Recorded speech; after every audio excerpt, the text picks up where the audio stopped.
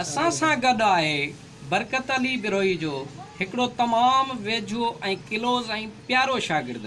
अचो त असां अव्हां खे हिन शागिर्द बरकत अली बिरोहीअ सां कचहरी करायूं ऐं हिन खां पुछा कयूं त हिन जो जेको उस्ताद आहे, जेको जग मशहूरु आहे, उहो हिन वक़्तु जॾहिं त लॉकडाउन हुयो, करोना जी वबा हुई, 4 महीना हिकु तंगी ऐं बेरोज़गारीअ जी सूरत हाल हुई, उन टाइम में उन जा शागिर्द ऐं संदसि उस्ताद पंहिंजी ज़िंदगी, पंहिंजे रोज़मर्रा जा मसाइल कीअं पियो हल करे।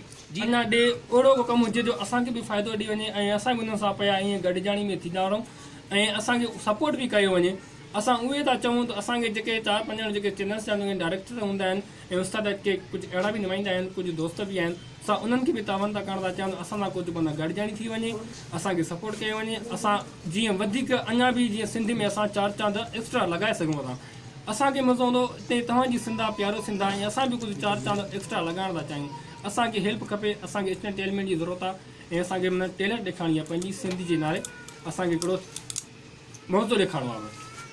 जी नाज़रीन, हिन दोस्त जो चवणु इहो आहे त असां वटि तमामु घणो हिकिड़ो टैलेंट आहे, पर उन जे बावजूद बि असां पंहिंजे घरनि ताईं महदूद आहियूं। असां पंहिंजी फील्ड वारनि खे ऐं जेके बि सिंधी चैनल आहिनि उन्हनि खे हिकिड़ो अर्ज़ु रखूं था त बराए महिरबानी करे असां सां ताउन कयो ऐं असांखे पंहिंजे टीवी शोनि में घुरायो त तव्हांजे जेके टीवी शोज़ आहिनि इंशाअल्लाह असां पंहिंजे हिन फ़न सां उनखे 4 चंड लॻाए छॾींदासीं। अवी ॾिसी रहिया आहियो मौजी सिंध एंटरटेनमेंट लाड़काना।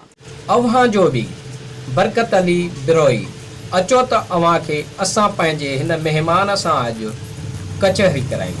हिन फील्ड में, हिन फ़न में तक़रीबन केतिरो अरसो गुज़री चुको आहे? अस्सलाम वालेकुम। असांखे जेका हिन फील्ड में तक़रीबन 12 साल थी विया आहिनि। 12 साल में माशाअल्लाह इहो जेको पंहिंजो जेको बि फ़न आहे इंशाअल्लाह पूरे सिंध में, बल्कि सिंध खां ॿाहिरि जेके आहिनि असां अच्छा, हिन फील्ड में अव्हां शागिर्द तक़रीबन केतिरा तयारु कया आहिनि? हिन फील्ड में तक़रीबन मां जेके आहिनि 6 शागिर्द मुंहिंजा थी विया आहिनि, जेके हिन महिल जेका न जिते बि वेंदा आहियूं पंहिंजे स्टेट ते जेके आहिनि पंहिंजा 5 छोकिरा जो ग्रुप में हूंदो आहे, वठी वेंदो आहियां। चऊं जेको आहे मां स्टेट में रखंदो आहियां, साल हूंदो आहे त ॿिए खे त अव्हां सिंध समूरीअ सां गॾोगॾु समूरे पाकिस्तान सां गॾोगॾु अव्हां बांग्लादेश ऐं इंडिया भारत में बि अव्हां पंहिंजे फ़न जो मुज़ाहिरो करे चुका आहियो। त अव्हां ॿुधायो त अव्हां इंडिया जे कहिड़नि शहरनि में पंहिंजी परफॉर्म करे आया आहियो? अञा जेका न असां वियासीं पहिरियों दिल्लीअ में, दिल्ली खां पोइ जेका असांजो प्रोग्राम हुयो हरियाणा में माशाअल्लाह जेका हिकिड़ो हफ़्तो असां प्रोग्राम कयोसीं ऐं उन खां पोइ वरी आयासीं दिल्लीअ में चांदनी चौक ते। वरी जेका असांजा दोस्त उतां जा हुया सिख बिरादरी, उन्हनि सां गॾु रहियासीं त उन्हनि जो बि जेको प्रोग्राम हुयो उते बि जेको आहे असां पंहिंजो इहो प्रोग्राम पेश कयोसीं। त अव्हां शादिया ख़ुश्क जे गाननि ते बि परफॉर्म कई आहे, उन सां गॾु बि कमु कयो आहे ऐं मुख़्तलिफ़ टेलीविज़ननि ते अव्हां जा जेके वीडियोज़ असां ॾिठा आहिनि त अव्हां कहिड़नि डायरेक्टरनि सां कमु कयो आहे?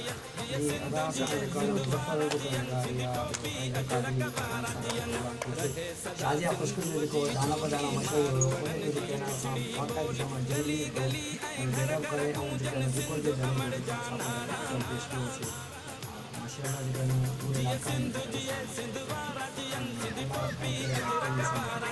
जी असां उन टाइम में जेका यूसुफ जिलानी हुयो, असां जेके आहिनि इस्लामाबाद GHQ में जेको हुनखे दावत थियल हुयो, उन में जेके असांखे प्रोग्राम मिलियो।